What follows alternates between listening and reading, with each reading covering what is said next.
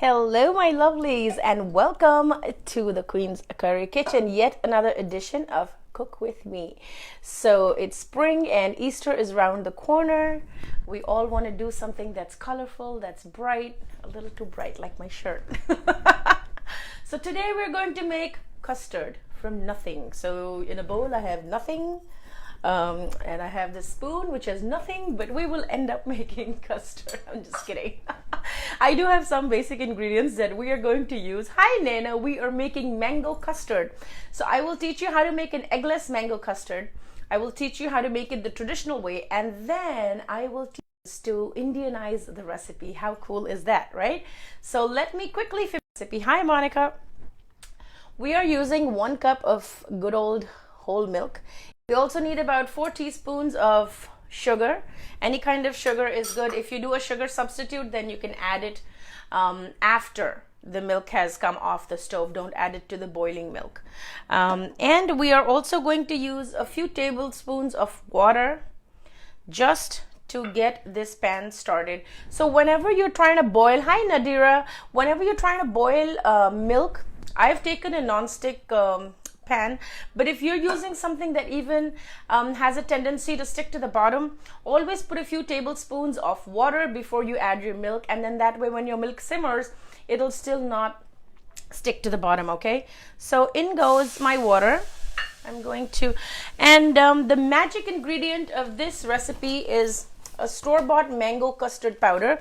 It comes in strawberry, pineapple, all of the other crazy flavors that are very tropical, very Indian. So I'm going to go ahead and add the milk. So I first added the water and then the milk, and I have to really allow it to come to the boil. So I'm going to let that happen while I talk to you. But here's the trick. If you don't have custard powder, which I don't expect you to go out and buy it, I'm going to teach you a hack where you can get custard powder, but in your do that is, ta-da! This is the magic ingredient. So cornstarch is your best friend. It basically is just a thickener, and that's what custard powder is. It's basically just cornstarch and food flavoring. So whatever essence. So if you like vanilla, if your family likes chocolate, mango, raspberry, pineapple, whatever you like, use a few drops of those food essences and use up the milk. When it comes to the consistency of custard, boom, you're in business. So no need to buy these big packets and then keep eating the same repeated. Make this because I have a ton of mangoes in my fridge when I was sick. So nobody's eating mangoes because I don't know, they're not feeling it. I also have strawberries that are tending to get a little mushy right now. So I'm just in quite a rush to use that. Okay, so I'm gonna now flip the camera so that you can see all the wonderful action that's going on over here, and we'll get you to see how the milk is boiling. Okay, so yeah, we're just going to use some basic ingredients and that should get this party started. I'm going to go and put some cold water in this bowl because we need to dissolve this custard powder in cold water. Okay, always cold water. I'm not adding the sugar yet. Just gonna give it a quick stir.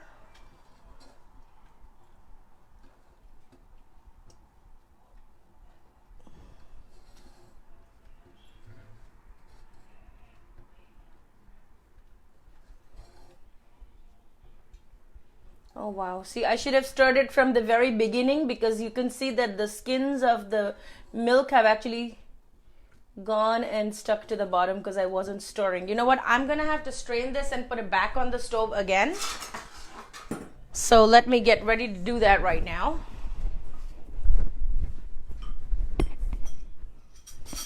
Okay, so I'm gonna quickly just get this off, strain it. I'm only making 1 cup because, you know, even milk is in limited supply and I don't want anybody from my family to step out and go and buy anything at the grocery store. This is really not the time. So the best thing is to just make do with what you have. So if you don't have eggs, you can still make custard for Easter. You can still make this inexpensive dessert for your family without a problem. Okay, I'm gonna lower down the heat and add the milk back after straining all the black stuff that was popping up. Okay, we're gonna give it a good stir. I'm gonna add the sugar. You can see the milk is now scalding. It's not coming to a rolling boil yet. The heat is on 3. 5 is my max. I've put it on 3. I'm gonna get some cold water so I can dissolve my custard powder in it.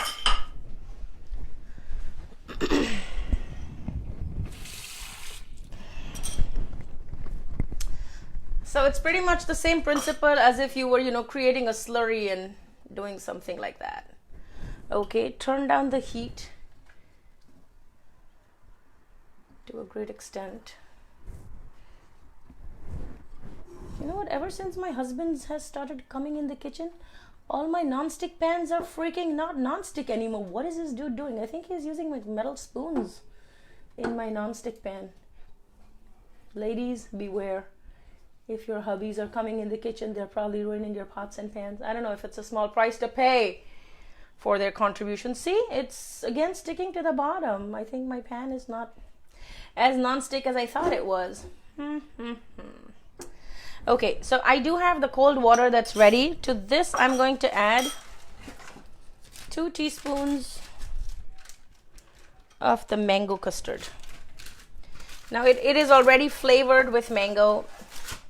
If you're only going to use cornstarch, then you have to add some kind of food flavoring to give it a nice flavor of whatever you want it to be. Okay, now I'm going to turn off the heat and I'll add this mango slurry to the boiling milk and it'll gradually thicken up. So just keep stirring as you drop it in because you do not want any lumps in this. If you like a really thick custard, like, almost like a flan pudding kind of a consistency, then you can add 1 tablespoon of butter to this and then put it in a setting mold and then put it in the fridge so that by the time you take it out, it'll be as thick as that. I unfortunately don't like very thick custard. I think this is pretty good for me. I'm gonna just increase the heat a little bit to cook the cornstarch.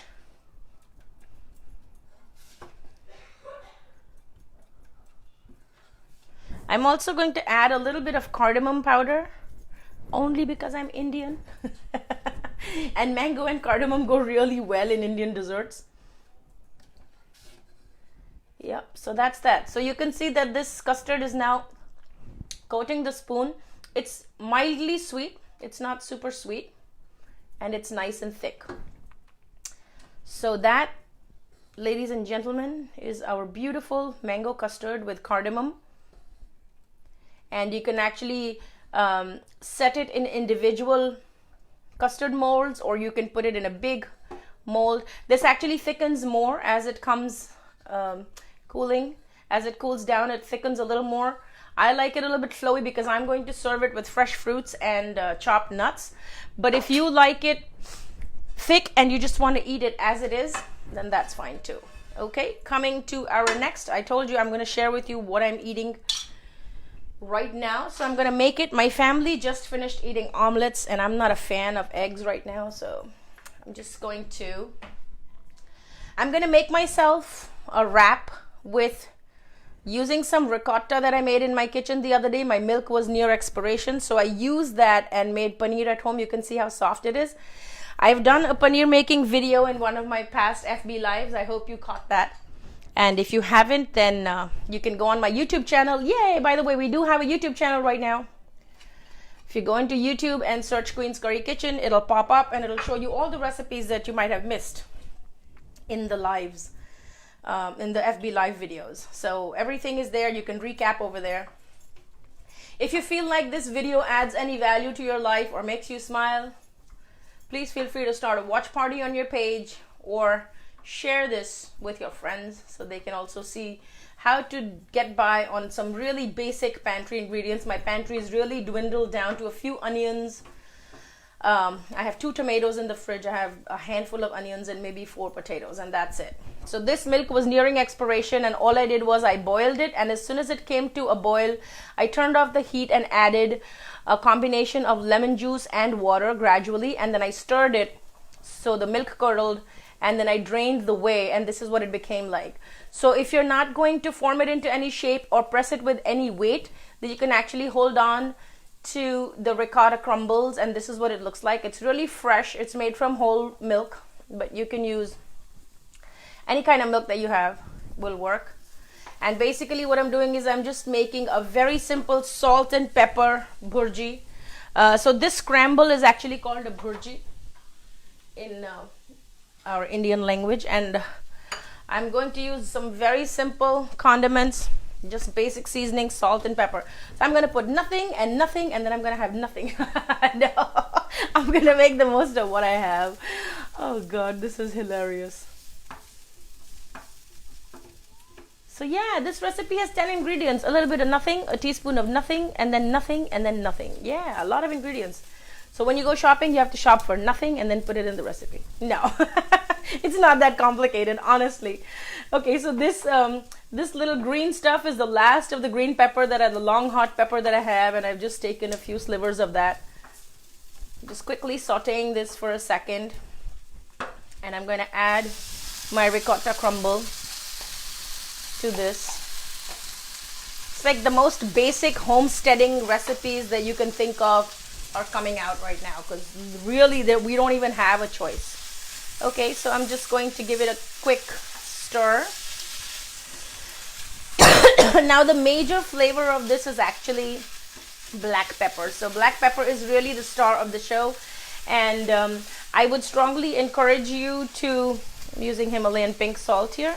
I would strongly encourage you to use freshly ground pepper and not the fine pepper that's the bottled kind. That really doesn't do justice to the texture of the ricotta.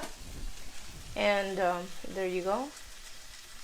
So this is freshly ground. I've just put it in a, and you could go heavy on it, you could go light on it, you could put crushed red pepper flakes. And you see how the paneer kind of breaks down, and all of the moisture is drying up, and it's going to become a nice crumble after this. So you can eat this as a spread on toast. You can eat it as a topping on a cracker, you know, for appetizers. What I've decided to do is I'm going to use a leftover roti from last night. I'm sorry, my cough is still not 100% okay. So I've used a roti from last night, and I've actually toasted it on my skillet. You can see how hard it is on one side, and the top is soft. So I'm going to basically just use it on top of my roti. If you have any tortillas that are sitting in your fridge that need to be used, go ahead and use that. If you want to use some turmeric in your ricotta, in your paneer bhurji, you can use that. I'm going to add a little cayenne and a little to give it that nice golden color. This is truly like down to pantry essential cooking. So if you have milk that says sell by the date, and that date is past, it doesn't mean that the milk has gone bad. It just means that markets are not allowed to sell it past that date. So you can certainly use it to make your own cheese. You can use it to make paneer. You can use it for desserts. Just use it and transform the form of it so that it'll be more usable. Okay. I see how it's gathering up really nicely. I'm going to put it back into my thing. On goes my roti. It's already been crisped up. I'm not going to add any more oil. Just trying to warm it up a little bit. And then I'm going to go back in here and put this.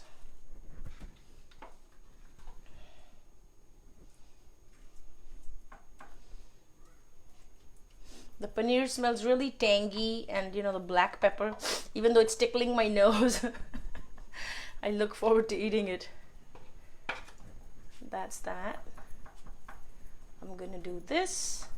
And what I like to add as a surprise ingredient to a lot of my breakfast dishes, believe it or not, is something very basic, and that is salsa. Ta-da! My favorite. Okay, so I'm gonna take some salsa and I'm gonna scoop this on top. just for that tang and for that extra dimension of flavor. I have no cilantro at home. I have like nothing right now. So that's my brunch for today. That's what I'm gonna eat. Yay! Okay. I don't know if you're ready to see the taste test or not, but I will certainly do one for you. And that's it. And it's so flavorful. Believe it or not, it looks like it's nothing, but trust me, a little bit of milk that's been sitting in your fridge, and I'm gonna give it a, it's very, very hot. So this is the best part of the cooking video, right? When I get to eat it. I mean, I feel bad that I can't share it with you, but trust me, when this lockdown is over, you're all welcome to come to my house and I'll make you whatever you want. Promise. Okay, so I took a small piece of the crisped up roti and the paneer bhurji, which is loaded with black pepper. I'm gonna dip it into a little bit of salsa. The salsa, I tell you, is really the thing that takes it to the next level. I can taste the paneer bhurji. It is so fresh. It's unlike any other paneer dish that you would see in the Indian grocery store or whatever. It has that very milky flavor, which is very hard to find in a store-bought paneer. So this is, I mean, if you have other things that you want to add on to it, if you have, I don't know, coleslaw, cheese, black beans, whatever you have, honey, just make the most of what you have. I just try to put not too many ingredients in making one meal because I feel like it prevents me from stretching my supplies. So I keep the ingredients to a minimum, then that way I can do multiple meals. Like if I have to make vegetables, I won't make a mixed vegetable and use all the vegetables in one dish. I'll probably make, you know, something with the carrots on one day, I'll make something with the beans the other day, and on the third day I'll do something with cauliflower. So that's kind of my strategy and it seems to work. But yeah, don't underestimate the power of all the different kinds of flours that we have in our home, like chickpea flour, ragi flour, amaranth flour, tapioca pearls. Gosh, we have so many options. A lot of the lentils that can make flours. Actually, tomorrow or day after, what I will do is I will come online and I will make live some papadums. You know, the things that you eat in the Indian restaurants that they roast and give to you just before you start eating your food. I will show you how to use simple flour and make that at home, and I will also teach you how to make dumplings out of lentils. So we will be soaking some lentils tonight, and then I'll grind them and I'll show you how to make the lentils. Those are sun-dried. You can, if you live in a place that's not sunny, you can also slow roast it in your oven at the lowest setting for 3 to 4 hours, and then they become rock solid. You can freeze them, you can leave them in a shelf at room temperature, and then when you have to cook with it, you just reconstitute it by boiling it in the curry or boiling it in water, and it's really a great way to preserve your food and get more mileage from the ingredients that are available. Yes, Nadira, I could do a ragi roti, except that I don't have ragi at home today and I'm not going out anytime soon. But remember one thing with anything that you're doing, which is a flour that doesn't have gluten. So any flour that's gluten-free, whether it's besan, which is chickpea flour, whether it's rice flour, whether it's amaranth flour or millet flour, any flour that does not have gluten, do not try to knead it with regular water. So boil the water separately, keep your flour ready, and then add the flour and the boiling water together and mix with a wooden spoon and mix it vigorously, right? And then you'll see it starts to come together like a ball. As soon as that happens and it becomes cool enough to handle, then you can knead it into whatever shape you want, and then you can cut it and roll it out. It just makes it easier to puff up, to kind of, you know, extract all the whatever properties that the dough has to have in order to bind together, which in glutinous flour, the more you knead it, the gluten actually gets released and all the elements combine, and you get a stretchy dough, and you're able to make you know, pliable, manipulative things with the dough. But any dough that does not have gluten in it, that means that anything that's not wheat based, the best thing to do is to use hot water, hot boiling water, and then use a wooden spoon and mix it into the dry flour, and then gather it up together, maybe oil your hands a little bit. I will probably do a gluten-free roti or something tomorrow, so you'll get a sense of how the technique actually works, and then you can apply it to any flour that's not wheat flour, and all of it pretty much responds to that same technique. Okay, well, that's it for now. I'm going to sign off. I'm thinking of making vegetable lo mein. I have no vegetables at home. I have like 4 or 5, little packets of colored peppers. I have 4 or 5 of those in my fridge, and I have some green onions.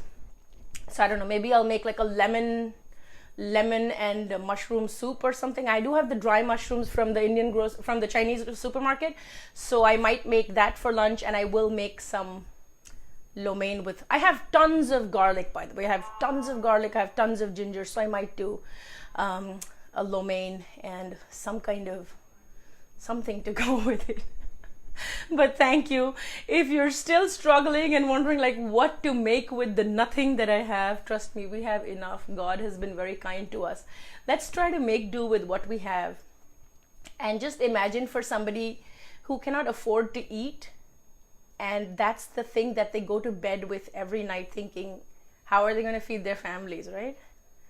It really makes you think about something that you never worry about. Like here we have pretty much everything, and we still complain that we don't have enough ingredients. But imagine somebody that's so poor that can't afford to eat, and they have to wake up with that thought and go to bed with the same thought as to where the next meal is coming from. I don't know. Well, let's use this time to take a little portion of whatever we are earning. If you're working from home, you're probably still getting paid for your time. Let's take a little portion of that and contribute it to a cause where it helps to end hunger in this world, right? So many people go to bed without food in their belly. So I think that's something that really made me think about all the things that I have. I have literally like cabinets full of stuff, possibilities that I can make. And yet I think, what if somebody didn't even have this, and their actual worry every day for their life is how they're going to feed their kids? Scary, right? Yeah, it is. Well, with that thought, I'm not a philosopher. I'm not a spiritual leader. I'm just a little dot on the map. I'm the owner of Queen's Curry Kitchen. I have a little kitchen in Queens where I make curry. And once this lockdown is over, you're all welcome to join me and come and share a plate of food with me. Pray for your loved ones. Stay with your loved ones. Pray for the ones you cannot see. So I send you a lot of blessings, and I send you prayers for protection and healing. For those of who are struggling with their loved ones having passed on, there's not enough words that I can say. I can only say just pray for peace, for their soul in their transition, and pray for their families.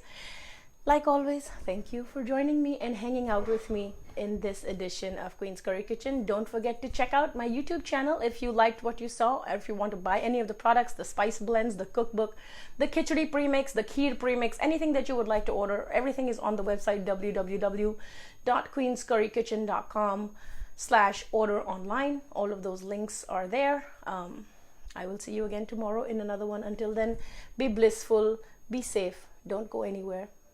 It's not worth it. So be safe and have a flavorful life. Trust me. Just think about it. We are one day closer to the end of all this. So this will pass. Thank you again for joining me. Love you all. Thank you for your time. Stay well. Be healthy. Namaste.